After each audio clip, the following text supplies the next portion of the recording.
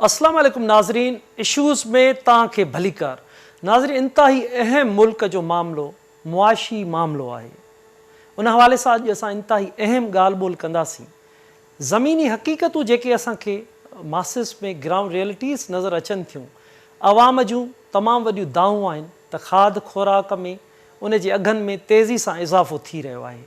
हुकूमती दावाऊं काफ़ी वक़्त खां हलंदड़ियूं अचनि थियूं त मुआशी सूरताल मुल्क जी बहितर थी रही आहे ऐं असीं बैलेंस थी रहिया आहियूं। जॾहिं त आलमी बैंक उनखे कीअं थी ॾिसे, उन पंहिंजी रिपोर्ट में चयो आहे त पाकिस्तान जो मौजूदा मुआशी जेको मॉडल आहे उहो नाकाम थी चुको आहे। वर्ल्ड बैंक पंहिंजी रिपोर्ट में चए थी त मुआशी तरक़ी जा फ़ाइदा अशराफिया ताईं महदूद आहिनि। ग़ुरबत में ॿीहर तेज़ी सां इज़ाफ़ो अची रहियो आहे। जॾहिं त चयो थो वञे रिपोर्ट में त नाकाम मुआशी पॉलिसियूं तब्दील करण जी ज़रूरत आहे। पाकिस्तान जी ज़राअत, खुराक, तवानाई ऐं ॿियनि शोबनि में नाकामी खे ख़तमु करणो पवंदो, तॾहिं मुल्क जी सूरताल बहितर थी सघंदी। हिकु तरफ़ आलमी बैंक जी हीअ रिपोर्ट आहे, उन्हनि जो इहो चवणु आहे। ॿिए तरफ़ मुल्की दावाऊं आहिनि। टे तरफ़ ग्राउंड रियलिटीज़ जेके असांखे नज़र अचनि थियूं मुआशरे में, उहे उन जे मुख़्तलिफ़ आहिनि त अवाम जूं हर तरफ़ ॾांहुं दाहूं अचनि थियूं। बिजली जा बिल हुजनि, उन में जेके टैक्सिस आहिनि उन जी ओगाड़ी आहे। उन जो अगरि असां काथो लॻायूं था त गुज़िरियल 3 सालनि दौरान वॾी तादाद में 13 खरब 83 अरब रुपया अवाम खां ओगाड़ी थी चुकी आहे। हिन वक़्तु जेकी महांगाई जी शरह ॿुधाई थी वञे, 43.25% बुलंद तरीन सतह आहे महांगाई जी, उहा हिन वक़्तु मौजूदु आहे। जॾहिं त कराची वासियुनि लाइ बिजली वरी ॿीहर हिकु दफ़ो ₹1.72 महांगी करण जी मंज़ूरी ॾिनी वई आहे। आलमी बैंक जी हिन रिपोर्ट उन्हनि ख़तरनि, उन्हनि ख़दशनि ते ॻाल्हि ॿोल कंदासीं त मौजूदा अगरि जेको मुआशी मॉडल आहे उहो नाकाम थिए थो, उन जा सबब कहिड़ा आहिनि, पॉलिसीज़ खे, नाकाम पॉलिसीज़ खे बहितर कीअं करे सघिजे थो। अॼु असां इन समूरे मामले ते अहम ॻाल्हि ॿोल कंदासीं। मुआशी माहिरनि जो हिकु अहम पैनल असां सां गॾु मौजूदु आहे। असांखे जॉइन कयो आहे नवेद अहमद शेख साहब, मुआशी माहिर आहिनि। अतीकुर रहमान साहब मुआशी माहिर आहिनि, उन्हनि बि असां जॉइन कयो आहे। सबा मेतलो साहिबा मुआशी माहिर आहिनि, उन्हनि बि असांखे जॉइन कयो आहे। जॾहिं त इनाम शेख साहब लेखक आहिनि, तज़िये निगार आहिनि, उन्हनि बि असांखे जॉइन कयो आहे। तव्हां सभिनी खे सर वेलकम थो चइजे KTN न्यूज़ के वक्त देने जो, तव्हांजी वॾी मेहरबानी। अतीकुर रहमान साहब, बातचीत की शुरुआत हम आपसे करते हैं। ये जो वर्ल्ड बैंक की रिपोर्ट आपके नज़र से गुजरी होगी, तो आप कैसे देखते हैं, अगर मुआशी मॉडल मुल्क का नाकाम हो चुका है तो इसके वजूहात क्या हैं, कैसे हम बेहतरी ला सकते हैं? जी, बहुत शुक्रिया आपका। देखिए, बात यह है कि ये वर्ल्ड बैंक की अपनी रिपोर्ट है, इस तरह और भी लोगों की रिपोर्ट सामने आ सकती है, इनका अपना पॉइंट ऑफ व्यू है।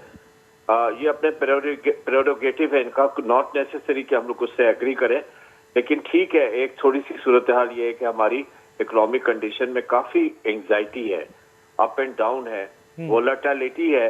मकसद चीजें अच्छी भी हो रही हैं, बुरी भी हो रही है, फ्लक्चुएशन है उसमें। आप देखें, हमारा जो सबसे बड़ा प्रॉब्लम है वो हमारा सर्कुलर डेट है जी, गर्दिशी कर्जा। ये सर्कुलर डेट ज्यादा होने से क्या हो रहा है, और ये जो मुस्तकिल बढ़ता चला जा रहा है, इससे क्या हो रहा है कि हमारे इलेक्ट्रिक के और गैस के प्राइसेस जो है और उनके टैरिफ जो है वो दिन पर दिन बढ़ते चले जा रहे हैं और वो किसी तरह कम नहीं हो रहा है। इसका नुकसान क्या हो रहा है कि दो लोगों को हो रहा है। एक तो आम आदमी इसका नुकसान बर्दाश्त कर रहा है, बेचारे का बिजली का बिल उसकी अपनी तनख्वाह से ज्यादा आता है, और दूसरी तरफ गैस आती नहीं, और जब आती है तो उसका बिल बहुत अजीब व गरीब तरीके से इतना हाई आता है। और एक आप गैस इस्तेमाल करें ना करें, आपको एक फिक्स कॉस्ट उन्होंने लगा दी है, वो आपको पे करनी ही पड़ेगी जी। ये सारी चीजें क्या हो रही हैं कि ये सर्कुलर डेट जब तक खत्म नहीं होगा तो हमारी इंडस्ट्री भी इसको सफर करेगी और आम आदमी भी सफर करेगा। जब इंडस्ट्री सफर करेगी तो इंडस्ट्री में कई कैटेगरी की इंडस्ट्रीज आती हैं, जिसमें मैं डिटेल में बात करूंगा इंपोर्ट सब्स्टिट्यूशन इंडस्ट्री की जी। मैं बात करूंगा जनरल इंडस्ट्री की, एक्सपोर्ट ओरिएंटेड इंडस्ट्री की, इसके अलावा SME इंडस्ट्रीज जो है, छोटी छोटी ताजरों की इंडस्ट्रियां, ये सब पे इतना इफेक्ट पड़ा है कि ये काबिले बर्दाश्त नहीं है अब। और क्या हो रहा कि एक एक करके इंडस्ट्रीज जो है वो बंद हो रही। जब इंडस्ट्रीज बंद होंगी और खास करके स्मॉल स्केल इंडस्ट्रीज जब बंद होंगी तो एक सैलाब आ जाएगा अनएम्प्लॉयमेंट का, और जब अनएम्प्लॉयमेंट का सैलाब आएगा तो ये अच्छी सूरत हाल नहीं होगी। तो सर्कुलर डेट जो है वो उसको किसी ना किसी तरह 2024 में इसको खत्म करना होगा। रिलीफ देना पड़ेगा, इलेक्ट्रिसिटी का, गैस का देना पड़ेगा, ताकि जो हम कोशिश करते रहे हैं कि हम अपना रॉ मटेरियल लोकली प्रोड्यूस करें, तो हम उसको प्रोड्यूस कर सकें। और वो प्रोड्यूस हम कर सकते हैं सिर्फ एक ही तरह से कि इंपोर्ट सब्स्टिट्यूशन इंडस्ट्री को कोई एडवांटेज मिलना चाहिए, कोई मेरिटशिप मिलनी चाहिए, कोई रिलीफ मिलना चाहिए, कुछ ऐसा होना चाहिए कि इस इंडस्ट्री को फरोग मिले और हम अपना रॉ मटेरियल लोकली। क्या होता है कि रॉ मटेरियल जब हम इंपोर्ट करते हैं, उस पर कस्टम ड्यूटी, एडिशनल ड्यूटीज वगैरह लग के वो बहुत महंगी हो जाती है, तो इवेंचुअली कॉस्ट ऑफ प्रोडक्शन महंगी हो जाती है। जब कॉस्ट ऑफ प्रोडक्शन महंगी होती है तो उसका असर एक आम आदमी पे पड़ता है कि कंज्यूमर गुड्स महंगी हो जाती हैं, फिर एक्सपोर्ट्स पे भी पड़ता है। तो ये सारी चीजें हैं जिनको देखना पड़ेगा 2024 में, बहुत जरूरी है। साथ में जो दूसरा नुक्ता है जो वर्ल्ड बैंक ने भी कहा, और वो काफी कंसिडरेशन किसकी जरूरत है, और वो है हमारी डेट मैनेजमेंट। कर्ज जो हम लेते हैं और कर्ज उतारते हैं और सूद भी देते हैं, वो कुछ बढ़ती चली जा रही है। अभी पिछले दिनों जो गवर्नमेंट की बोरोइंग हुई बैंक से, वो 2.9 ट्रिलियन की हुई 6 महीने के अंदर। इस तरह क्या हो रहा है कि बड़ा होता चला जा रहा है एक्सटर्नल और लोकल, ये इन्फ्लेशन को भी पुश कर रहा है। आज हमारे पास जो इन्फ्लेशन है वो 45% पे खड़ा है, और जब हम डेट मैनेजमेंट पे जाते हैं तो इसका मतलब है ला मोहल्ला हम अपने फिस्कल डेफिसिट और बजट डेफिसिट्स को भी चेक कर रहे होते हैं। ये सारा कुछ मिलकर हमारे इन्फ्लेशन को बढ़ा रहा है, और इन्फ्लेशन काफी हद तक बढ़ गया है, and it is in a very very challenging condition. तो सबसे जो इम्पोर्टेंट बात है वो यही है कि हमें 2024 में किसी न किसी तरह अपने इस ह्यूज इलेक्ट्रिसिटी या गैस के क्राइसिस से निकल के सर्कुलर डेट को कम करना है, अपने डेट्स को कम करना है, इंटरेस्ट रेट को कम करना है, और अपना raw material locally indigenously banana है। और इसके लिए हमें अपनी इंपोर्ट सब्स्टिट्यूशन इंडस्ट्री को फरोग देना होगा और अपनी एक्सपोर्ट्स को आगे बढ़ाना होगा। ये थोड़ी सी मेन चीजें हैं जो कोई भी रिपोर्ट किसी तरह भी आए, ये सब मिलकर के फिर इकोनॉमिक कंडीशन को थोड़ा सा डिफिकल्ट कर देती हैं। जी बिल्कुल अतीक साहब, बिल्कुल आप बिल्कुल ठीक कह रहे हैं। नवेद साहब, अतीक साहब गर्दिशी कर्ज़नि जी ॻाल्हि कई आहे। 400 अरब रुपया जारी कया विया आहिनि गर्दिशी कर्ज़नि जे हवाले सां। छा था तव्हां ॾिसो, हिकु त गर्दिशी कर्ज़ा, IMF जूं शर्तूं, मथां आलमी बैंक जी हीअ रिपोर्ट आई आहे, इन हवाले सां तव्हांजो छा चवणु? महिरबानी असलम साहब। असल में जेको गर्दिशी कर्ज़ा आहिनि, जेके असां सर्कुलर डेट चवंदा आहियूं, इहो कोई मतलब कॉज नाहे, इहो इफेक्ट आहे। मतलब इहो छो थियो आहे, इल परफॉर्मिंग गवर्नमेंट इंस्टीट्यूशंस आहिनि, मतलब असांजा जेके इदारा आहिनि उहे जेके गैस ऐं पेट्रोल ऐं इलेक्ट्रिसिटी सप्लाई करण वारा जेके इदारा आहिनि, जेके डिपो तां या ग्रिड स्टेशन तां कंज्यूमर्स ताईं, गवर्नमेंट इंस्टीट्यूशंस ताईं उहे जेके पुॼाइण वारा इदारा आहिनि, जेके डिस्ट्रीब्यूशन थिए थी, उन डिस्ट्रीब्यूशन में जेका कॉस्ट थी अचे, तो गवर्नमेंट जे इदारनि जी गवर्नमेंट जे मथां ई कॉस्ट आहे जंहिंजी पेमेंट लाज़िमी आहे। ॿियो आहे गवर्नमेंट जा इदारा जेके कंज्यूमर आहिनि, उन्हनि जा बिल जा ख़र्चा आहे, त इहो इफेक्ट आहे, इहो कॉज नाहे मेन पाकिस्तान जी प्रॉब्लम्स जो।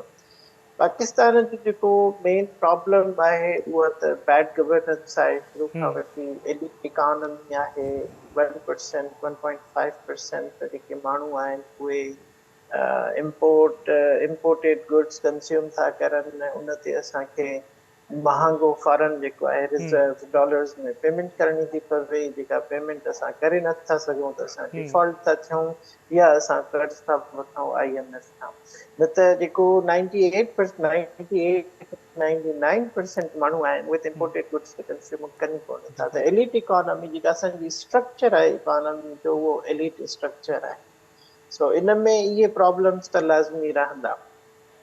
जेसिताईं वर्ल्ड बैंक जे ऐलान जो इहो आहे तालुक़ आहे त उन सां त बराया आहिनि कान। इहो हमेशह पाकिस्तान इकोनॉमी में स्टेबिलिटी जो इशू हमेशह खां रहियो आहे। ऐं हाणे त जॾहिं खां IMF जो जेको स्टैंड बाय एग्रीमेंट थियो आहे SPA, ऐं जंहिंजे तहत असांखे कुझु पैसा मिलिया ऐं कुझु रिलीफ मिलियो, ऐं जेको डिफॉल्ट वारी तलवार हुई थोरो घणो हटी वई ऐं इकोनॉमी थोरी मूव करणु शुरू कयो त उहो उन खां पोइ अञा इंस्टेबिलिटी वधी वई आहे। मां ॾाढो मोहतात अंदाज़ मां इहो तव्हांखे ॿुधाईंदो हलां जी त जेके ही इदारा आहिनि IMF ऐं वर्ल्ड बैंक जे बेसिकली 75 साल पहिरियां वजूद में आया हुआ ऐं उन ते ॿिनि क़िस्मनि जी तनक़ीद हिन वक़्तु थी रही आहे। पहिरीं तनक़ीद जेका मुख़्तलिफ़ हल्कनि मां मुख़्तलिफ़ इकोनॉमिस्ट्स कंदा रहिया आहिनि, तो बेसिकली इहे इदारा मुल्कनि खे ग़ुलाम बणाइण जे लाइ ठाहिया विया हुया त जीअं कॉलोनियल पीरियड ख़तम थिए त पोइ उनखे नियो कॉलोनियल सिस्टम में आणिजे, डायरेक्ट गवर्नमेंट ऐं डेट ट्रैप पैदा कजनि त जीअं कर्ज़नि जो ॼार पैदा करे मुल्कनि खे फासाए। पर जेका रीसेंट तनक़ीद इन्हनि ते थी आहे त इन्हनि जा जेके फ्रेमवर्क आहिनि जंहिंजे थ्रू ही इकोनॉमीज़ खे इवेल्युएट था कनि त कहिड़ी इकोनॉमी जी परफॉर्मेंस सुठी आहे, कहिड़ी इकोनॉमी जी परफॉर्मेंस घटि आहे, उहे टूल्स हिननि जा मुद्दे ख़ारिज आहिनि। अच्छा ही अञा ताईं उन्हनि ट्रेडिशनल थियरीज़ जे तहत जेको आहे इकोनॉमी खे ॾिसनि था, जेके 75 साल पुराणियूं थियरीज़ आहिनि। नयूं थियरीज़ जेके आहिनि उहे टोटली डिफरेंट आहिनि। उन्हनि थियरीज़ जे हिसाब सां मुल्कनि जी परफॉर्मेंस जेको आहे ही चेक कोन था करनि। त जेके कॾहिं नवां टूल्स रखनि था त पोइ उन्हनि में इन्हनि खे नओं फ्रेमवर्क बि ॾियणो पवंदो। That is not available with them. जी पाकिस्तान इकोनॉमी जी जेका सूरत हाल आहे उहा तमामु ख़राबु आहे ऐं जेको हिन वक़्तु बर्डन जेको इकोनॉमी ते पइजी रहियो आहे उहो मैक्रो इकोनॉमी ख़ासि करे गवर्नमेंट जे लाइ उहो इहो आहे त IMF जी जेके टफ कंडीशन्स आहिनि उन्हनि खे पूरो करण जे लाइ असां वसाइल किथां आणींदासीं। अॻियनि 3 सालनि में पाकिस्तान खे $80 अरब जेको आहे पेमेंट करणी आहे, इंटरनेशनल पेमेंट। हाणे जेकॾहिं इंटरनेशनल पेमेंट असांखे अॻियनि 3 सालनि में $80 अरब करणी आहे त उहे $अरब किथां ईंदा? असांजी इकोनॉमी त रुपया थी जनरेट करे, एक्सपोर्ट सेक्टर असांजो वीक लॻो पियो आहे, इम्पोर्ट असांजी कंट्रोल में कोन थी अचे। एलिट्स कॾहिं बि कुतनि ऐं ॿिलियुनि जे खाधे खे इम्पोर्ट करण खां न रोकींदा ऐं उहो हलंदो रहंदो त पोइ इहे डॉलर्स किथां ईंदा? हिकिड़ो सोर्स आहे रेमिटेंसिस जो, ॿियो सोर्स आहे एक्सपोर्ट्स जो, पर असांजी जेका इम्पोर्ट बिल आहे उहो इन्हनि ॿिन्ही खां वधीक आहे। जी त पोइ ज़ाहिरी ॻाल्हि आहे लामुहाल आहे इन कर्ज़ खे लाहिण जे लाइ वरी कर्ज़ वठणो पवंदो। ऐं जेका हिन वक़्तु इन्फ्लेशन हले थी उहा इन्फ्लेशन मुमकिन न आहे कंहिं हद ताईं कंट्रोल में अचे, छाजे करे जो अॻे साल जे लाइ जेका प्रिडिक्शन आहे इकोनॉमी तक़रीबन 2% ते ग्रो कंदी।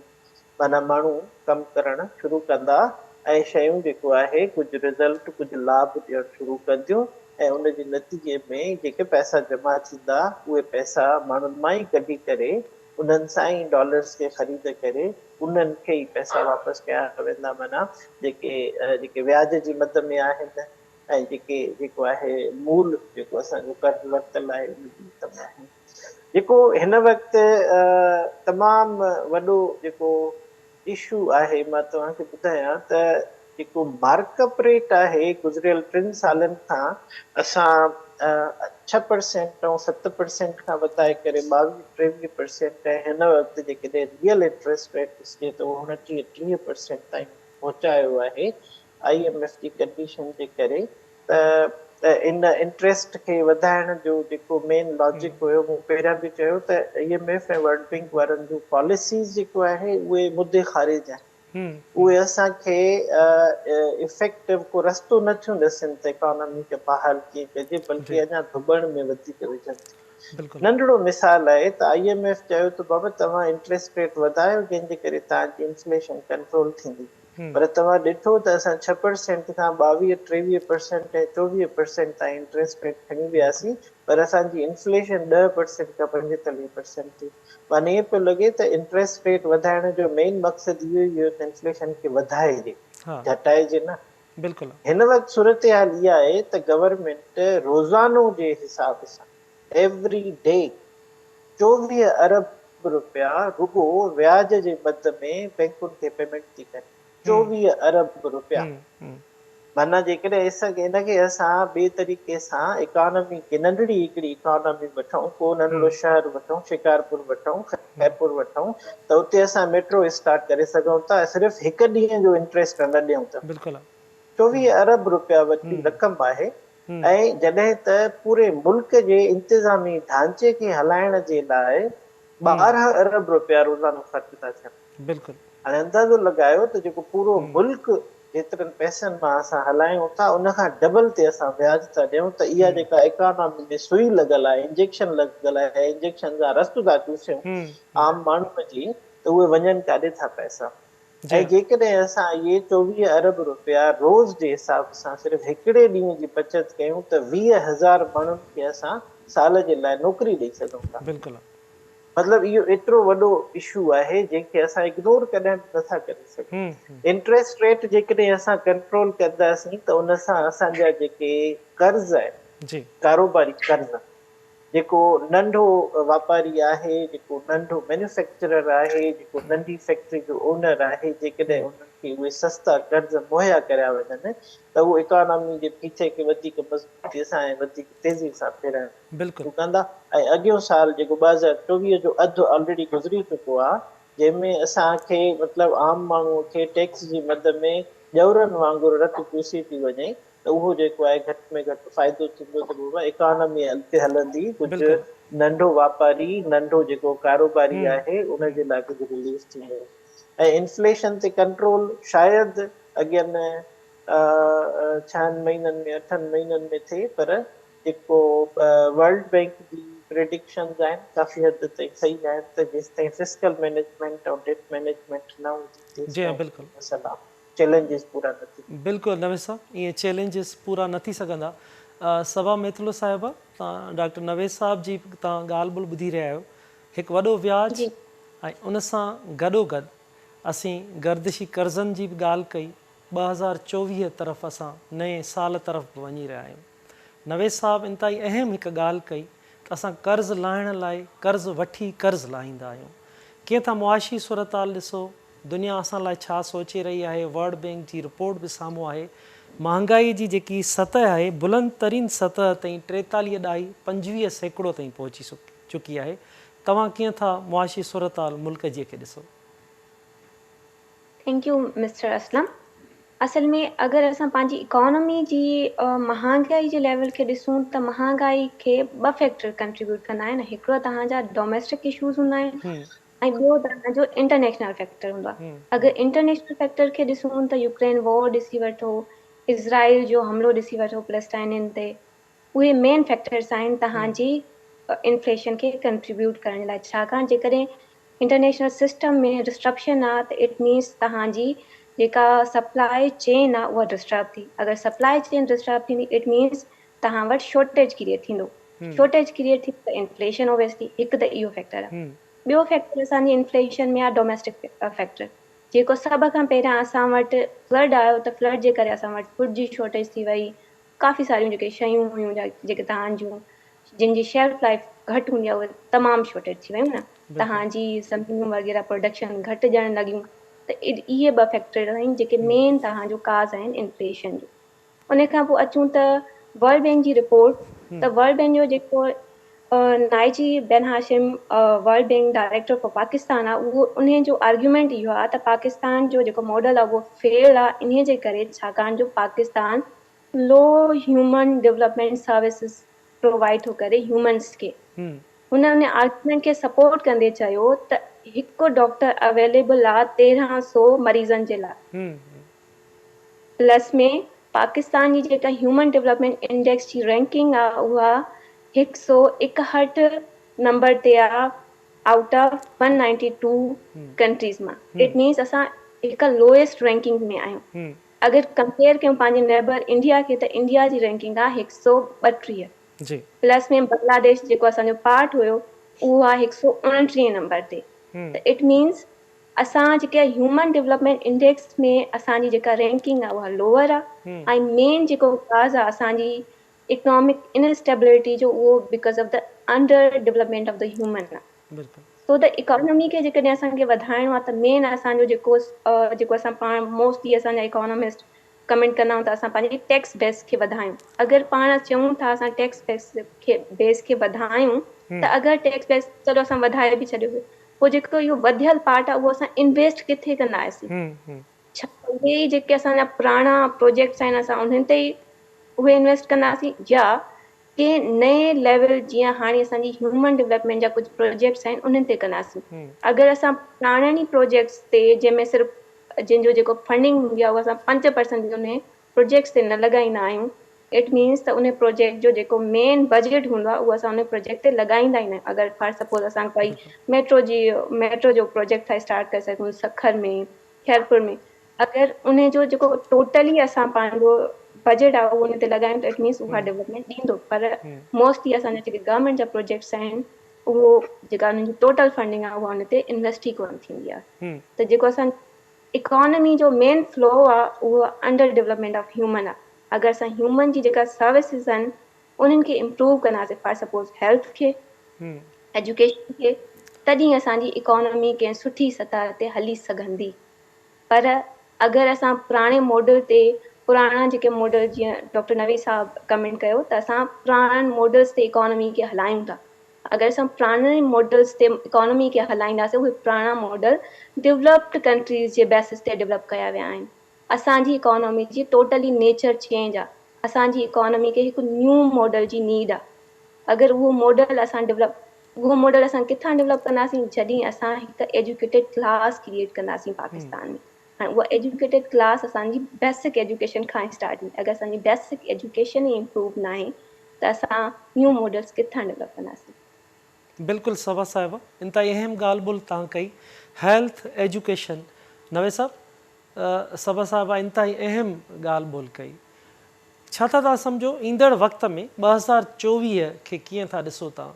मुआशी हवालनि सां केतिरी बहितरी हूंदी? नवे साहब, मां तव्हां खां इहो सुवालु पुछां थो, तव्हां ॾे अचां थो, पर इन खां अॻु में इनाम शेख साहब असां सां गॾु मौजूदु आहिनि। इनाम शेख साहब, आलमी बैंक जी रिपोर्ट बि असांजे साम्हूं आहे ऐं मुल्क जी मौजूदा जेकी महांगाई जी सूरत हाल बि असांजे साम्हूं आहे। तव्हां कीअं था इन अॼोकी मुआशी सूरत हाल मुल्क जी उन ते कीअं था तव्हां तज़ियो कयो? महिरबानी, ॻाल्हि इहा आहे त आलमी बैंक खे अलाए छो हाणे ख़बर पई आहे सॼी दुनिया खे, ॿार बचे खे ख़बर आहे त पाकिस्तान जो मुआशी मॉडल जेको आहे जी, पहिरीं ॻाल्हि त आहे ई कोन। कहिड़ो मुआशी मॉडल आहे इहो? जेका हुकूमत अचे थी उहा अॻे मॉडल खे ख़तमु करे वरी पंहिंजो मॉडल खणी थी अचे। तंहिंजे करे मुंहिंजे ख़्याल में मुआशी मॉडल आहे ई कोन। ऐं जेकॾहिं आहे त उहो जेको आहे उन मॉडल जी सूरत हाल मुल्क जे क़याम खां वठी इहा आहे त उन ते हिकिड़ो मख़सूस तबिको आहे, हुनजी इजारादारी आहे ऐं उहो ई मुल्क खे रूल करे थो। हिकिड़ी अशराफ़िया आहे, एरिस्टोक्रेसी आहे, जंहिंमें मुख़्तलिफ़ अशराफ़िया वॾे तबिकनि जा माण्हू गॾिजी ऐं जीअं चइबो आहे न सलीमुल्लाह से कलीमुल्लाह, कलीमुल्लाह से सलीमुल्लाह, उहो उन्हनि ठाहे छॾियो आहे। पंहिंजो पॉलिटिकल ग्रिप ऐं पॉलिटिक्स सां पंहिंजे मुआशी मुफ़ादनि खे ॻंढे छॾियो आहे, जंहिंजे करे ग़रीब ग़रीब थींदो थो वञे, अमीर अमीर थींदो थो वञे। बहरहाल उन हूंदे बि इहो चइबो त जेका आहे वर्ल्ड बैंक जी ऑब्जर्वेशन उहा बिल्कुलु सही ऑब्जर्वेशन आहे। ऐं इहो आहे त चंद हथनि जो या हिकिड़नि मख़सूस माण्हुनि जो मुल्क जे सॼी मुआशी जेके रिज़र्व्स आहिनि, मुआशी जेके रिसोर्सिस आहिनि, जेके बि उपत जा ऐं तरक़ीअ जा वसीला ऐं ज़रिया आहिनि, उन्हनि जो जेको आहे कंट्रोल आहे।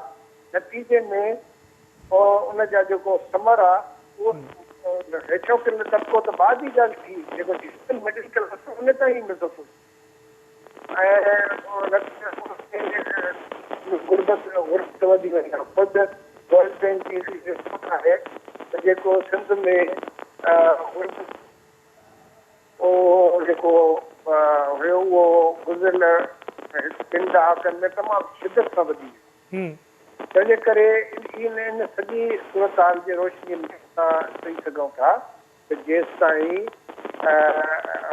वर्ल्ड बैंक जे इन रिपोर्ट जे रोशनीअ में ऐं IMF जे पंहिंजो ऑब्जर्वेशन जे रोशनी में मुल्क में वसी पैमाने जा रिफॉर्म्स नहीं था।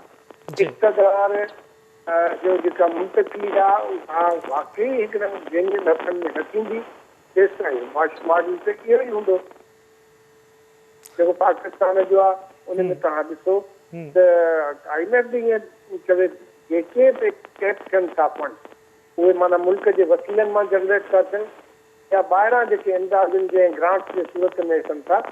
ॿिन्ही हवालनि सां जेका बि जनरेट थिए थी रिसोर्सिस उहे सभु या त ब्यूरोक्रेसी वटि था वञनि या त जेको आहे सो सियासी अशराफिया वटि था वञनि या त जेको हिकिड़ो कार्टेल ठहियलु आहे मुख़्तलिफ़ सिंडिकेट्स आहिनि मौजूदु उन्हनि जे हथनि में था वञनि। नतीजे में इहो आहे त पाकिस्तान जी मुआशी हालत ॾींहों ॾींहुं ख़राबु थींदी थी वञे। मूंखे तव्हां पाण ॿुधायो त जेकॾहिं मुल्क में जेके हिकिड़े ई तबिके जा कानून साज़ीअ में बि हूंदा ऐं जेके तव्हां हिन में पंहिंजो एग्जीक्यूटिव में बि हाणे हिन में अदलिया में बि घिरी आया आहिनि त पोइ त इहो मॉडल रिप्लेस ई न थींदो न। हिन महिल ताईं जेके बि रिफॉर्म्स थिया आहिनि नाले जा रिफॉर्म्स थिया आहिनि उहे दर हक़ीक़त हिकिड़ो आयो आहे छो माण्हुनि जे अखियुनि में सुरमो पराए वियो रिफॉर्म्स त कुझु बि कान्हे।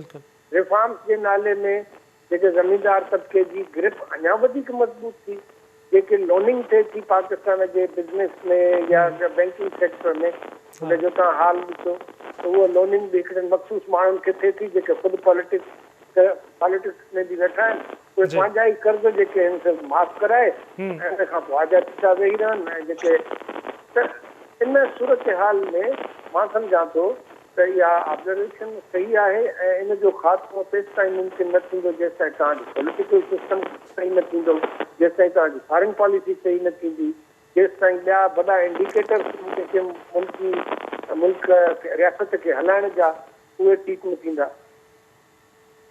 बिल्कुलु इनाम साहब नवे साहब इनाम साहब जी तव्हां ॻाल्हि ॿोल ॿुधी सभा मेतलो साहिबा जी तव्हां ॻाल्हि ॿोल ॿुधी रहिया आहियो। 2024 तरफ़ वञी रहिया आहियूं असां कीअं था तव्हां ॾिसो निगरान हुकूमत उन खां अॻी हुकूमत मुख़्तलिफ़ दावाऊं छा कुझु बहितरी तरफ़ असांखे कुझु शयूं नज़र अचनि थियूं? साईं जेको मूंखे सम्झ में थो अचे त ही जेका घुर वारी हुकूमत आहे माना ॿ पैसा ॾियो त कमु हलायूं ऐं वरी ॿ पैसा अची विया त वरी हलंदा त पंहिंजो जेको पैदावारी शोबो आहे दैट इज़ फ्रोज़न। असल में मुल्क जेके हलंदा आहिनि उहो पैदावार सां हलंदा आहिनि पोइ उहा पैदावार शयुनि जी हुजे या ख़िदमतुनि जी हुजे ऐं उहा पैदावार तव्हां जेको आहे ॿाहिरि नाणे कमाइण जे लाइ मोकिलियो या जेको आहे पंहिंजे मुल्क जे अंदरि अवाम खे सप्लाई कयो ऐं नाणो कमायो। पाकिस्तान में जेका पैदावारी शोबो आहे उहो घण तरफ़नि हमलनि में आहे। सभ खां पहिरियां त जेका लॉन्ग टर्म ऐं मीडियम टर्म पॉलिसी असां वटि कंहिं बि गवर्नमेंट जोड़ण जी मतिलबु हिमत बि कोन कई आहे ऐं विलिंगनेस बि कोन्हे। मतिलबु ॿिज जेको आहे मुख़्तलिफ़ ज़रई जिन्सुनि जो उहो ॿिज बि असांखे ॿाहिरां थो घुराइणो पवे उहो बि असां वटि कोन्हे। पर मां वॾे जी ॻाल्हि आहे जॾहिं असां सियासी जमायतूं जेके इलेक्शन कैंपेन ते लथल आहिनि जॾहिं असां उन्हनि खे था ॾिसूं त का हिकिड़ी जमायत बि अहिड़ी न आहे जंहिं वटि पंहिंजो थिंक टैंक हुजे ऐं उहो थिंक टैंक जेको आहे मुआशी पॉलिसियुनि खे ऐं सियासी पॉलिसियुनि खे सम्झे ऐं उन्हनि खे परखे ऐं उन्हनि मां फ्यूचर जे लाइ को अवाम जी भलाईअ जो को रस्तो कढे ऐं उनजे बुनियाद ते अवाम खां को वोट वठे। हैरतनाक ॻाल्हि इहा आहे त असां वटि अञा ताईं इन शइ जो को शऊर ई कोन्हे त सुठी सियासत सुठी मईशत सां लाॻापियल हूंदी आहे। जेकॾहिं असांजी माशी तौर ते असां घुरा था कयूं त नंढड़ा मुल्क बि जेको आहे इंटरनेशनल पॉलिटिक्स में असांखे मात ॾेई वेंदा। UAE हिकिड़ो नंढड़ो मुल्क आहे सिंगापुर हिकिड़ो नंढड़ो मुल्क आहे हांगकांग हिकिड़ो नंढड़ो मुल्क आहे पर उन्हनि जी मईशत स्ट्रॉन्ग आहे जंहिंजे नतीजे में उहे असांखे मुख़्तलिफ़ शोबनि में ऐं मुख़्तलिफ़ हंधनि ते मात ॾींदा रहिया आहिनि। इंडिया इन शइ खे सम्झी चुको आहे त जेकॾहिं असांखे सुठी सियासत करणी आहे त उनजे लाइ लाज़मी आहे त असांखे सुठी मईशत हुजणु घुरिजे ऐं असां वटि हिकिड़ा थिंक टैंक्स हुजनि जेके शयुनि खे सम्झनि। असांखे IMF ऐं वर्ल्ड बैंक जी रिपोर्टुनि ॾे ॾिसणो ई न पवे, असांखे इंटरनली शयुनि जी ख़बर पइजी वञे त असां वटि जेको मॉडल आहे उहो केतिरो पुराणो आहे, केतिरो नओं आहे, हेल्थ में असांखे केतिरी इन्वेस्टमेंट जी ज़रूरत आहे, एजुकेशन में असां वटि केतिरी इन्वेस्टमेंट जी ज़रूरत आहे, बैंकिंग सेक्टर असांजे केतिरो जेको आहे मुल्क में कॉन्ट्रीब्यूट थो करे। हिन वक़्तु जेको असां रोज़ानो जे हिसाब सां 24 अरब रुपया व्याज जी मद में रुगो पेमेंट था कयूं बैंक खे, तव्हां अंदाज़ो लॻायो त इन जी जाइ ते जेकॾहिं असां 4 NICVD जहिड़ा इदारा क़ाइमु करे सघूं था, यानी सिर्फ़ु हिकिड़े ॾींहं जी सेविंग, बिल्कुलु माना 24,000 यूनिवर्सिटी जा जेके ग्रेजुएट्स आहिनि उन्हनि खे स्कॉलरशिप ॾेई सघूं था साल जे लाइ, या जेको आहे इन 24 अरब रुपया जेकॾहिं मॉडर्न एग्रीकल्चर जे लाइ लोन रखियो वञे त 10,000 नंढनि हारियुनि खे असां नंढा नंढा कर्ज़ ॾेई सघूं था जंहिंसां पैदावार में इज़ाफ़ो थी सघे थो। या ईअं सम्झो त नंढा वॾा 80 ऑटोमेटेड जेको आहे टेक्सटाइल यूनिट्स हणी सघूं था मुल्क में जंहिंसां पैदावार वधी सघे थी। या असां वटि जेको आहे हॉस्पिटल्स आहिनि, कल्टिवेबल लैंड्स आहिनि, सोलर प्रोजेक्ट्स आहिनि, त ही जेका लीकेज असां वटि इकोनॉमी में थिए थी, उहा लीकेज असल में असांजी इकोनॉमी खे डाउन थी करे। बिल्कुलु जेकॾहिं असांजो पैदावारी शोबो उहो पैदावार सही नथो ॾे, असां वटि इन्फ्लेशन वधीक आहे, ग़रीब खां ग़रीब तर आहिनि, अमीर खां अमीर तर थींदो थो वञे। माना जेको मिडिल क्लास जो या लोअर मिडिल क्लास जो माण्हू आहे उहो रोज़गार करण ऐं पैसा कमाइण जे लाइ मुल्क खां ॿाहिरि थो वञे, पर जेको एलीट क्लास जो माण्हू आहे उहो ॿाहिरि रहे थो पर पैसा कमाइण जे लाइ मुल्क में थो अचे। माना ही मुल्क जेको आहे उन्हनि कुवतुनि जे लाइ आहे, उन्हनि माण्हुनि जे लाइ आहे जेके ऑलरेडी हिकिड़ी अशराफी आहे, हाई क्लास अशराफी आहे, जेके इन मुल्क खे यरगमाल बणाए वेठा आहिनि ऐं 25 करोड़ अवाम जे मुस्तक़बिल ऐं ज़िंदगी खे दावती लॻाए वेठा आहिनि। सो 2024 में जेका असांजी बजट आहे पेश थींदी जून में, उनजा 5-6 महीना ऑलरेडी गुज़री चुका आहिनि। टैक्स टारगेट जेको आहे हमेशह असांजो पोइते हूंदो आहे। जेकॾहिं असां वटि 9.5 ट्रिलियन रुपया जेको आहे 9.5 माना ट्रिलियन चइजे खरब रुपया टैक्स में जेकॾहिं असां वटि जमा था थियनि त उहे सैलरीड क्लास मां हूंदा, या जेको आहे आम वाहिपे जूं शयूं आहिनि उन्हनि जे सेल्स टैक्स मां हूंदा। बाक़ी जेकॾहिं कॉर्पोरेट प्रॉफिट असां ॾिसूं त उहे टोटली टैक्स फ्री था हलिया वञनि। ही वॾा वॾा जेके एक्सपोर्टर इम्पोर्टर्स आहिनि, वॾा जेके मतिलबु पैसे वारा माण्हू आहिनि, बैंकुनि जा जेके सरबराह आहिनि या ॿियूं कंपनियूं आहिनि जेके असां वटि आहिनि, उन्हनि जा प्रॉफिट्स अरबे ऐं खरबे रुपयनि में आहिनि, उन्हनि ते टैक्स लॻे ई कान। जो टैक्स सिस्टम आहे बेसिकली असांजो उहो बि मुद्दे ख़ारिज आहे। नॉर्मली जेको मुल्कनि में हूंदो आहे त टैक्स सिस्टम हूंदो आहे प्रोग्रेसिव। तव्हांजी जीअं जीअं इनकम वधे तीअं तीअं तव्हांखे मुल्क जे खज़ाने में वधीक कॉन्ट्रीब्यूट करणो आहे।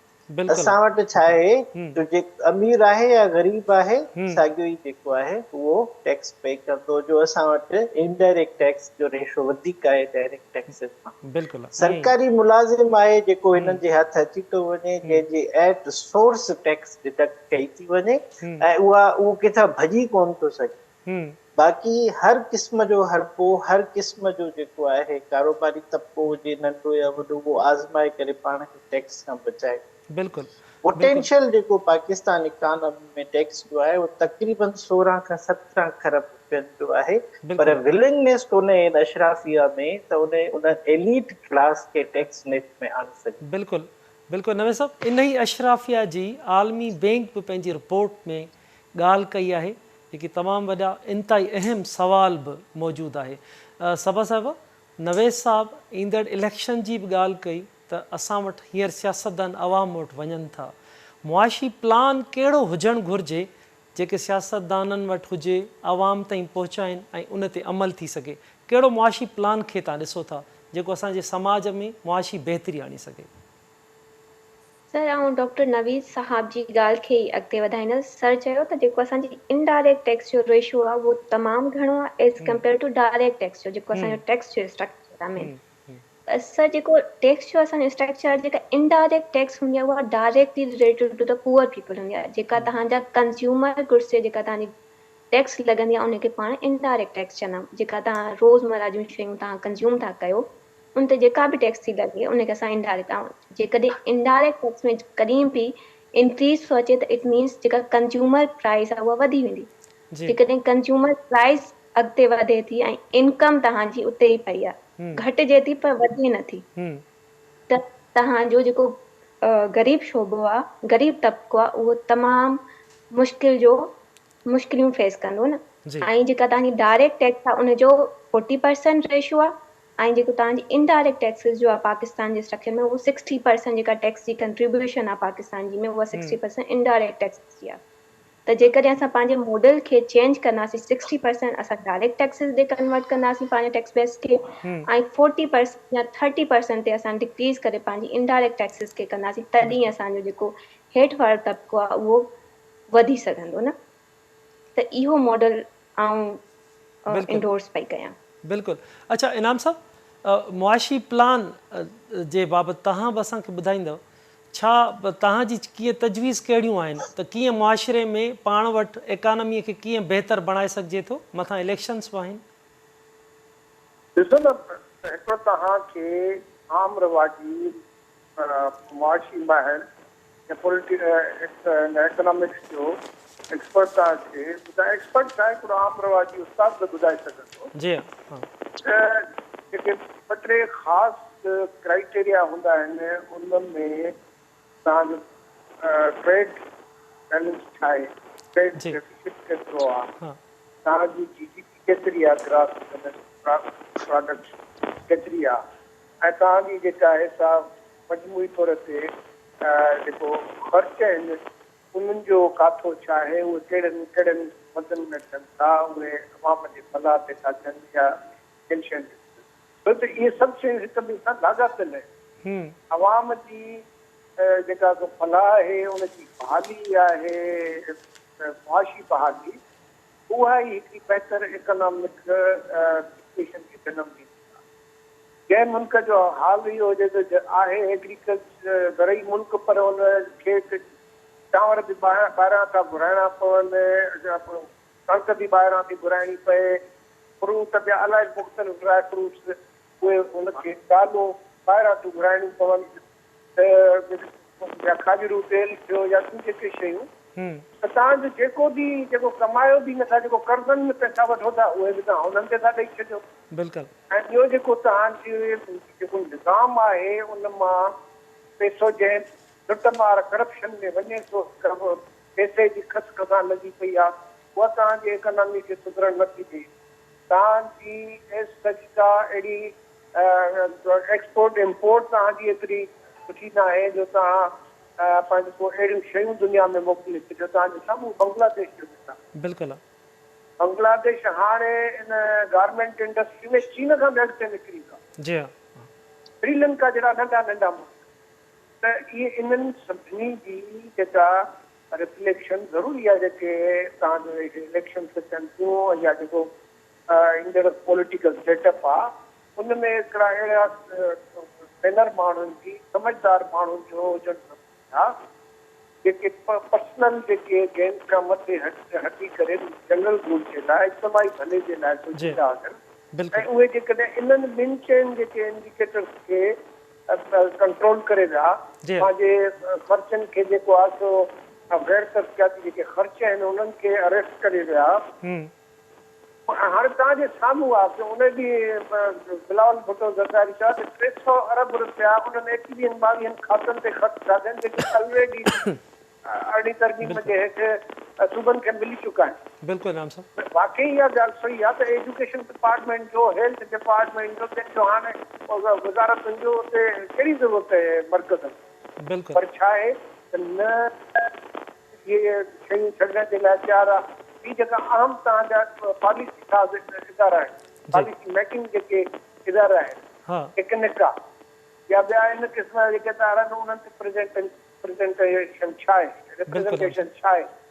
PND जेका आहे पाकिस्तान जी प्लानिंग एंड डेवलपमेंट मिनिस्ट्री, उनजो हाल छा आहे, उनमें तव्हांजे नाणे जी जेका एलोकेशन आहे मुख़्तलिफ़ प्रोजेक्ट जी, उनमें नंढनि सूबनि खे छा थो मिले, जेका नाणे जी विर्छ थिए थी उन जा इंडिकेटर कहिड़ा आहिनि, उहो जेके सूबा पैदा था कनि, जेके सूबा ख़र्च था कनि, उन्हनि जे विच में केतिरो अदम तवाज़ुन आहे। बिल्कुलु नाम साहब। इहे सभु जेके शयूं आहिनि जी जेके ईंदड़ दौर में असां फोर्सी कयूं था पॉलिटिकल, बिल्कुलु नाम साहब। इंटीग्रल पार्ट हुजणु ज़रूरी आहे।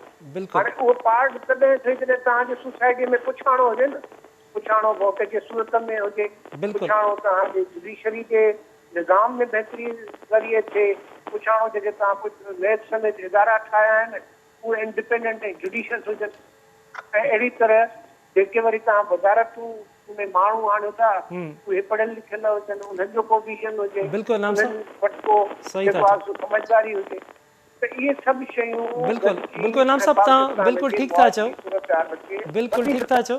त मुआशी सूरत हाल जी बहितरीअ लाइ वोट जी सूरत में ॿियनि मुख़्तलिफ़ सूरतनि में अवाम जो पुछाणो इंतिहाई ज़रूरी आहे। वॾी महिरबानी इनाम शेख साहब, तव्हां KTN न्यूज़ खे वक़्तु ॾिनो।